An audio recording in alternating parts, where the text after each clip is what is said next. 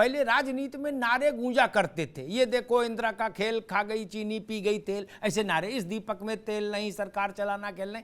अब वो सब नारे गायब हो गए। अब एक ही तरफ नारा, भाजपा वाले भी एक ही नारा लगा रहे हैं और भाजपा के खिलाफ वाले भी ईडी ईडी। ईडी के लिए बड़ा गर्व की बात है।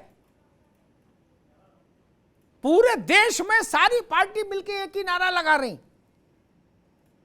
ED ED ED ED. तो जरा आपसे समझना चाहेंगे ये मसला क्या है। अब जैसे पार्थ चटर्जी, उनके और उनकी जो वो है महिला अर्पिता, उसके 10-12 मकान में जहां जहां ताला खोला वहां ऐसे मिले से आलू का ढेर लगा हो। अब वो भी कह रहे कि ईडी हमको परेशान कर रही राजनीतिक कारणों से।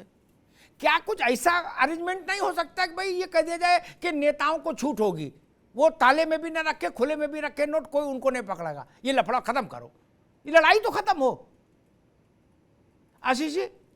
जी जी जी, पहली बात जी, तो मैं ये कहना चाहूंगा, जी, देखिए इस देश में एक सुप्रीम कोर्ट ने एक निर्णय दिया था। उस निर्णय में उन्होंने कहा था, जस्टिस JS वर्मा साहब ने, कि be you ever so high, law is above you. यानी इस देश में चाहे आप जितने बड़े ओहदे पे हो, जी, राष्ट्रपति और राज्यपाल के अलावा और फॉरेन डिप्लोमेट के अलावा सब पे कानून बराबर है।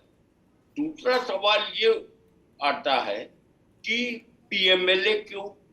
देखिए, PMLA के जो स्कीम है उसमें ये बताया गया है कि जब तक कि कोई शेड्यूल्ड ऑफेंस में FIR नहीं होती, ED can not come in action.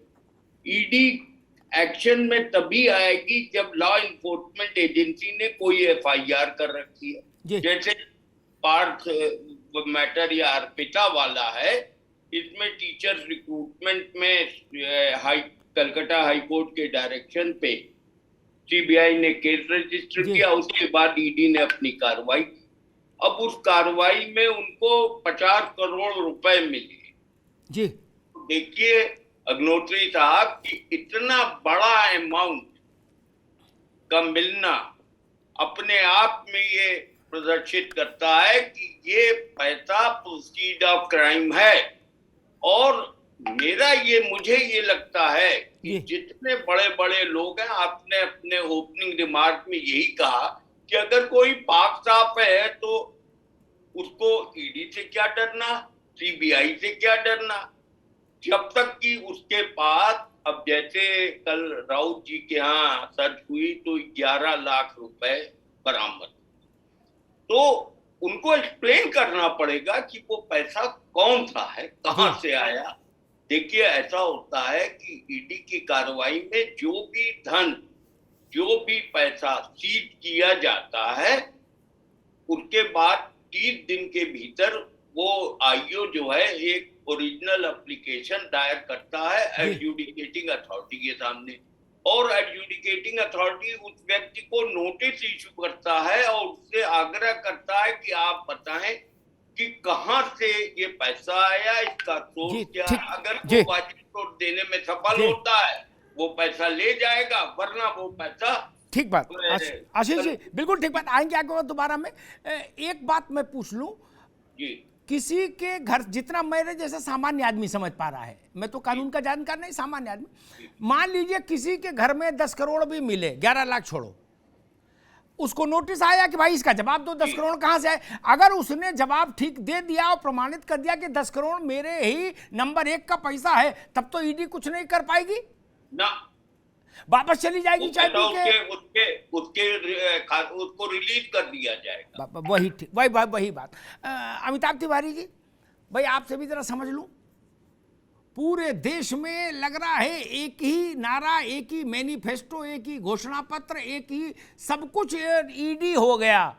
जैसे था राम नाम केवलम, वैसे ED नाम केवलम।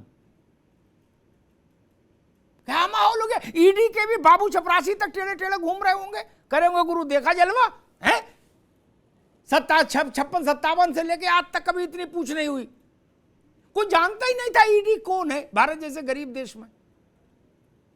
अब गांव तक का आदमी जान रहा, करा गुरु ये ED चक्कर क्या है, ये बताओ तिवारी जी। जी, पहले क्या होता था कि सरकारों और पॉलिटिकल पार्टीज में एक साठगांठ थी जी कि भाई ठीक है, हम आ रहे हैं, करप्शन कर रहे हैं, आपकी जब बारी आएगी तो आप करप्शन करो। तो ईडी उतना एक्टिव दिख नहीं रहा था। इस सरकार ने जीरो टॉलरेंस एक करप्शन के ऊपर लिया है, और प्रधानमंत्री का काफी खुला स्टेटमेंट है, ना खाऊंगा ना खाने दूंगा, जो कि काफी पॉपुलर है लोगों में। जी उसके बाद से हम देख रहे हैं कि ईडी हरकत में आ गई है, जी पहली बात। दूसरी बात, जैसा आप कह रहे हैं, there is no smoke without fire. अब ईडी जो है हमारे घर, आपके घर तो नहीं घूम रही। अब जहां माल है, जहां पे इलीगल तरीके से पैसे कमाए गए हैं, वहीं पे ईडी जाकर के एक्शन ले रही है। तीसरी जी बात, भारत में 5,000 एमएलए और एमपी हैं, 5,000। जी हाँ उसमें से 5 आ जाए हैं जेल में। तो ये कहना कि विपक्ष के पीछे ईडी पड़ी हुई है और ईडी का इस्तेमाल करके सरकार जो है वो विपक्ष का सफाया करने के ऊपर है, ये भी कुछ खास सही नहीं होता दिख रहा, क्योंकि 1% लोग अंदर हैं जिन लोगों ने कुछ गलत किया है या उनके घर से कुछ जी कैश इत्यादि बरामद हुआ है। और अरेस्ट जो होता है, जैसा पूर्व ईडी अधिकारी जी कह रहे हैं, आशीष जी कह रहे हैं, ये जब पूरा का पूरा सबूत होता है, कुछ कैश का ट्रांजैक्शन है या कुछ जी बैंक का ट्रांजैक्शन मिलता है ईडी को, तभी जाकर के ईडी कोई ना कोई अरेस्ट वारंट इशू करता है। और यहाँ पे ठीक बात हमारे यहाँ कोर्ट्स भी हैं। जी सुप्रीम कोर्ट ने भी कहा है कि भाई ईडी पीएमएलए के अंतर्गत सक्षम है अरेस्ट करने के लिए, और अगर किसी ऐसे व्यक्ति के खिलाफ एक्शन लिया गया है जिसके खिलाफ सबूत नहीं है, वो कोर्ट से छूट जाता है। ठीक बात तिवारी जी, ठीक बात, ठीक। सुधा मिश्रा जी, बहुत बुनियादी सवालों पे अपन चर्चा करेंगे ताकि आम आदमी समझ सके, है ना। जी पीएमएलए पढ़ने लगेंगे तो कौन जाने पीएमएलए, एमएलए तो जानता आदमी, पीएमएलए नहीं जानता कोई। जी मैं तो एक देहाती आदमी जो भारत का समझना चाहता वो सवाल पूछ रहा हूं आपसे, उत्तर आप दीजिएगा।